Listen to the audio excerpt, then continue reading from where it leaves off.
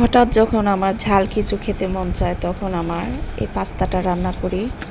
তো চলে গেলাম পাকঘরে, পাস্তাটা সিদ্ধ করে নিয়েছি। এখানে আমি তেল দিলাম, তারপরে দিয়েছি একটু সামান্য রসুন কুচি, আর দিয়ে দিচ্ছি একটু পেঁয়াজ। পেঁয়াজটাকে একটু হালকা রসুন সহকারে ভেজে নিব।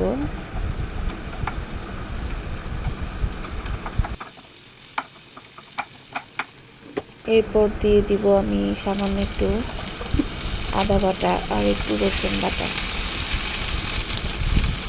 এখন দিয়ে দিচ্ছি টমেটো কুচি আর কয়েকটা কাঁচামরিচ কুচি দিয়ে একটু হালকা ভেজে নিব। এরপর দিয়ে দিচ্ছি আমি একটু চিকেন।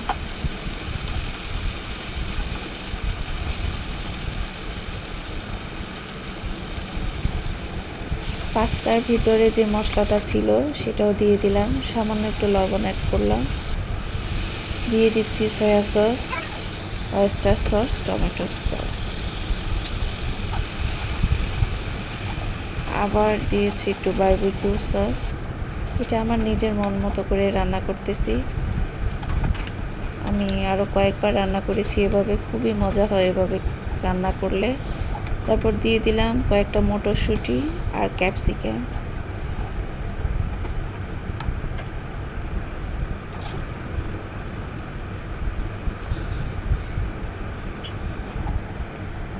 সামান্য একটু পানি।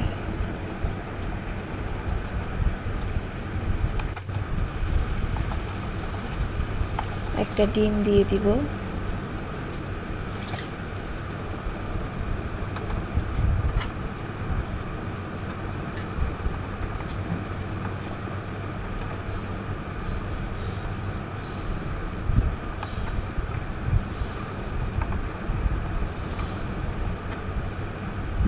এখন আমি পাস্তাগুলোকে দিয়ে দিব।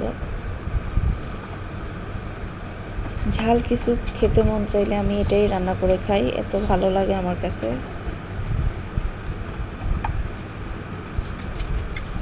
দিয়ে দিচ্ছি উপরে একটু চিজ,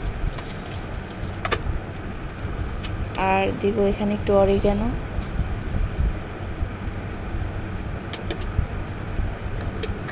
দিচ্ছি চিলি ফ্লেক্স।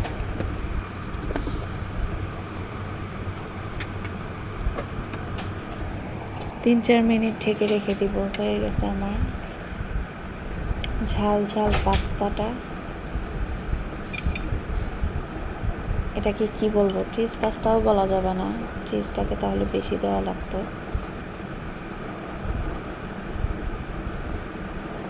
আমার রান্নাটা কেমন হয়েছে অবশ্যই কমেন্টস করে জানাবেন, এবং ভিডিওটি ভালো লাগলে শেয়ার করে দিবেন।